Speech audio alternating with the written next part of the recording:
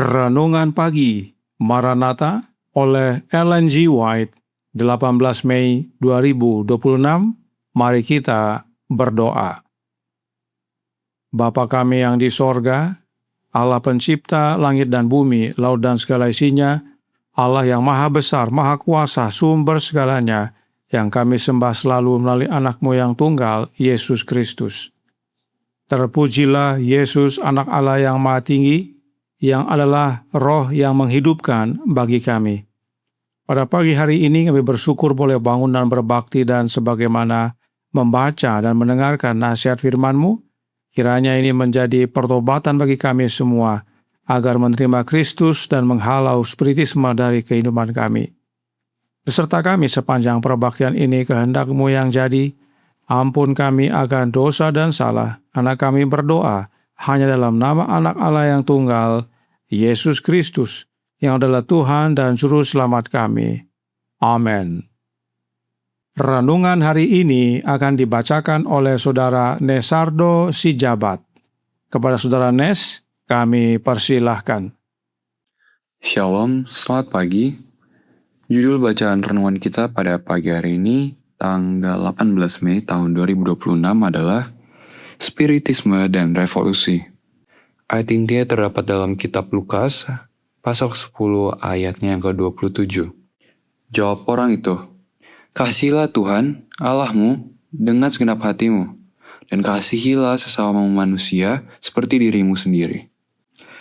Ketika kaum muda keluar ke dunia untuk menghadapi daya tarik dosa, nafsu untuk memperoleh uang, hiburan dan pemanjaan diri, pameran, kemewahan dan pemborosan, penipuan, perampokan dan kehancuran, ajaran apakah yang akan mereka temui di sana?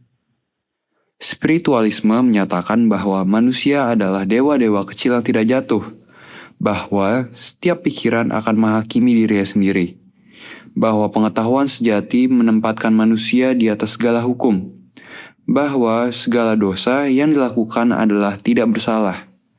Sebab apapun adanya, itulah yang benar, dan Allah yang tidak menghukum. Manusia yang paling hina digambarkan sebagai berada di surga dan sangat ditinggikan di sana. Dengan demikian, ia menyatakan kepada semua orang, "Tidak masalah apa yang kamu lakukan, hiduplah sesukamu, surga adalah rumahmu." Banyak orang dengan demikian dituntun untuk percaya bahwa keinginan adalah hukum tertinggi, bahwa kebebasan tanpa batas adalah kemerdekaan, dan bahwa manusia hanya bertanggung jawab kepada dirinya sendiri. Dengan ajaran seperti ini yang diberikan pada awal kehidupan, ketika dorongan hati yang paling kuat dan tuntunan untuk menahan diri serta kemurnian paling mendesak, di manakah benteng kebajikan? Apa yang dapat mencegah dunia menjadi Sodom kedua? Pada saat yang sama, keadaan anarki berusaha menyapu segala hukum, bukan hanya hukum ilahi, tetapi juga hukum manusia.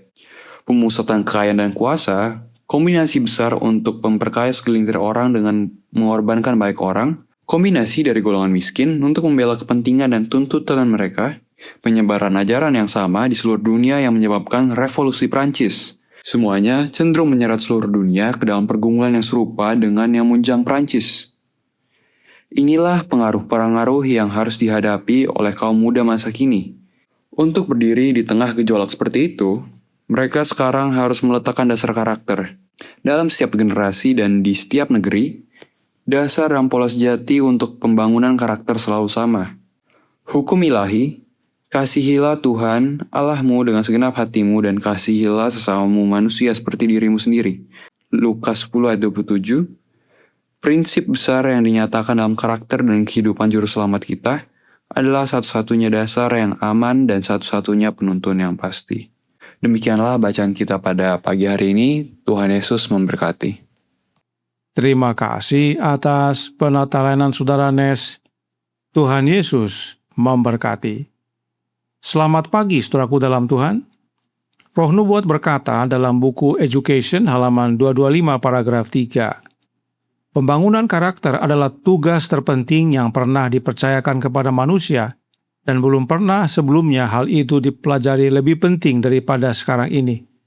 Belum pernah ada generasi manusia sebelumnya yang menghadapi masalah yang begitu penting.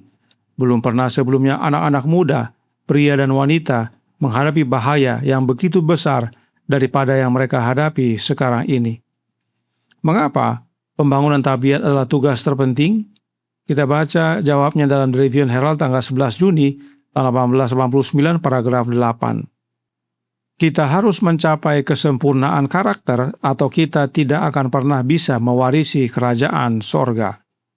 Inilah pentingnya pembangunan karakter, karena karakter sempurna yang melayakkan kita mewarisi kehidupan kekal.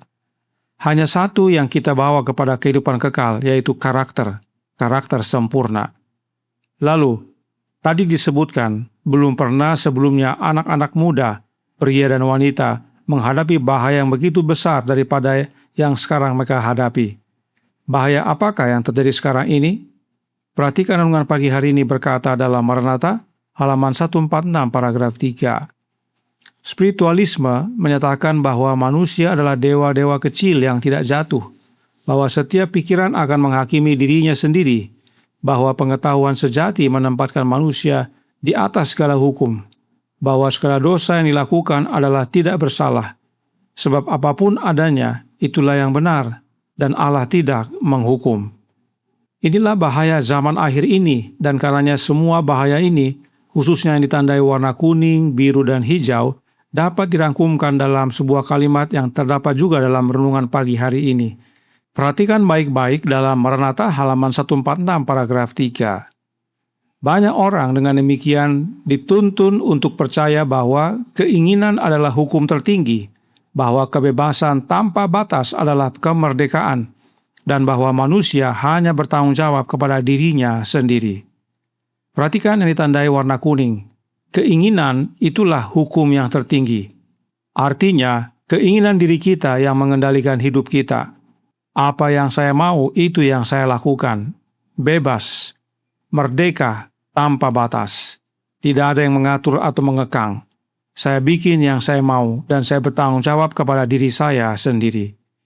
Ini bukan ajaran Alkitab. Ini adalah ajaran setan. Perhatikan. Aleister Crowley adalah pendiri filosofi agama Thelema dan bukunya adalah Book of the Law atau buku hukum. Nah, Thelema dalam bahasa Yunani yang berarti kemauan atau niat. Itu sebabnya agama tersebut mengajarkan do what thou wilt, yang artinya buat yang kamu mau. Lalu, Crowley juga adalah pendiri aliran setan, mengajarkan yoga dan menggunakan musik dunia untuk ajar doktrinnya, yaitu bikin yang kamu mau, kepada banyak orang-orang muda. Dan benar itulah yang terjadi. Sebab sejak tahun 1950 sampai sekarang, dunia musik berhasil membuat orang-orang muda jadi memberontak kepada norma-norma agama dan sosial. Renungan pagi hari ini berkata bahwa orang-orang muda menghadapi daya tarik dosa, yaitu nafsu untuk memperoleh uang, hiburan dan pemanjaan diri, pameran, kemewahan dan pemborosan, penipuan, perampokan, dan kehancuran. Nah, berikut ajaran setan yang berhubungan dengan do what thou wilt. Be yourself atau jadilah dirimu sendiri. Ini bukan ajaran Alkitab, ini adalah ajaran setan. Sebab ini mengarahkan manusia kepada doktrin do what thou wilt atau buat yang kamu kehendaki, bikin yang kamu mau. Alkitab berkata dalam Galatia 2 ayat 20, namun aku hidup, tetapi bukan lagi aku sendiri yang hidup, melainkan Kristus yang hidup di dalam aku. Dan hidupku yang kuhidupi sekarang di dalam daging adalah hidup oleh iman dalam Anak Allah yang telah mengasihi aku dan menyerahkan dirinya untuk aku. Inilah yang Alkitabiah, bahwa Kristuslah yang hidup dalam kita, dan kita tidak lagi berkuasa, namun Kristus yang berkuasa dalam hidup kita. Kemudian, follow your heart atau ikuti hatimu. Ini juga ajaran setan. Kenapa? Sebab inilah dasarnya doktrin do what thou wilt tadi. Apa yang hati manusia inginkan, itulah yang dia lakukan atau dia buat. Ajaran setan adalah keinginan diri, itulah hukum tertinggi. Alkitab berkata dalam Galatia 4 ayat 6, dan karena kamu adalah anak, maka Allah telah menyuruh roh anaknya ke dalam hati kita, yang berseru, ya Aba, ya Bapa. Allah Bapa menyuruh roh anaknya, yaitu rohnya Kristus ke dalam hati kita, dan berkuasa dalam hati kita. Sehingga kita bukan mengikuti hati kita, bukan mengikuti keinginan hati kita, tetapi mengikuti Yesus yang telah berkuasa di dalam hati kita dan menurut kepada kehendaknya Yesus. Ini baru beberapa contoh dari ajaran setan yang sudah banyak diterima oleh umat-umat Allah tanpa mereka sadari. Ingat, hukum terutama dalam ajaran setan adalah do what thou wilt, atau bikin yang kamu mau. Oleh sebab itu, ingat Tuhan Yesus. Dia berkata, tetapi janganlah apa yang aku kehendaki, melainkan apa yang engkau kehendaki. Kehidupan Yesus adalah kehidupan penurutan yang sempurna kepada hukum Bapanya. Apakah hukum Bapanya Yesus itu? From Eternity Past halaman 22 paragraf 3 berkata, hukum Allah adalah wahyu dari kehendaknya, salinan karakternya, ekspresi kasih dan kebijaksanaan ilahi. Hukum Allah adalah pernyataan dari kehendaknya Bapa, dan Yesus, anak Allah, menuruti hukum Bapanya yang adalah kehendak Bapanya dengan sempurna. Dan itulah salinan karakter ilahi. Karenanya renungan pagi hari ini berkata dalam Maranatha, halaman 146 paragraf 7. Dalam setiap generasi dan di setiap negeri, dasar dan pola sejati untuk pembangunan karakter selalu sama. Hukum ilahi, kasihilah Tuhan Allahmu dengan segenap hatimu, dan kasihilah sesamamu manusia seperti dirimu sendiri. Lukas 10 ayat 27, prinsip besar yang dinyatakan dalam karakter dan kehidupan juru selamat kita adalah satu-satunya dasar yang aman dan satu-satunya penuntun yang pasti. Standar untuk pembangunan karakter dari setiap generasi adalah sama, yaitu hukum Allah yang terdiri dari mengasihi Allah dan mengasihi manusia seperti diri kita sendiri. Dan teladan sempurna akan hal ini hanyalah hidup Yesus Kristus. Karenanya hidup Yesuslah satu-satunya dasar yang aman, satu-satunya penuntun yang pasti. Bagaimana hidupnya Yesus dapat menjadi bagian kita? Oleh menerima kehadiran Roh-Nya yang kudus yang disebut Roh Kristus. Terimalah hidupnya Yesus, yaitu Roh-Nya, maka hidup kita terbebas dari spiritisme dan revolusi, serta menerima pembentukan karakter Kristus yang adalah jaminan hidup yang kekal. Tuhan memberkati, saya bawa dalam nama Yesus. Amin. Mari kita berdoa.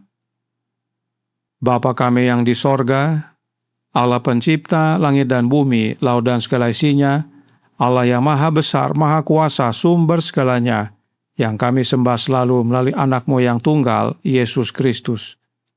Terima kasih atas nasihat vital pada pagi hari ini, agar kami tidak terjerumus kepada spiritisme, yaitu yang menggunakan keinginan diri, kemauan diri sebagai hukum tertinggi. Itulah yang disebut dengan do what thou wilt, atau bikin yang kamu mau, yang merupakan ajaran setan. Karenanya tolong kami ya Bapa, karuniakanlah roh anak-Mu dalam hidup ini, sebab hanya rohnya Kristuslah yang dapat menghalau segala perbuatan dan ajaran setan dalam hidup kami. Hanya rohnya Kristus yang dapat menghalau segala bentuk kejahatan dan dosa. Sehingga pada akhirnya masing-masing kami terbebas dari unsur-unsur spiritisme dan revolusi, serta hidup menurut akan kehendak-Mu ya Bapa, yang adalah hukum-Mu, yang adalah salinan karakter-Mu, dan itu dapat menjadi bagian kami hanya dengan menerima Kristus dalam hidup ini. Beserta kami sepanjang hari ini kehendak-Mu yang jadi, ampun kami akan dosa dan salah, karena kami berdoa hanya dalam nama anak Allah yang tunggal, Yesus Kristus, yang adalah Tuhan dan Juru Selamat kami. Amin.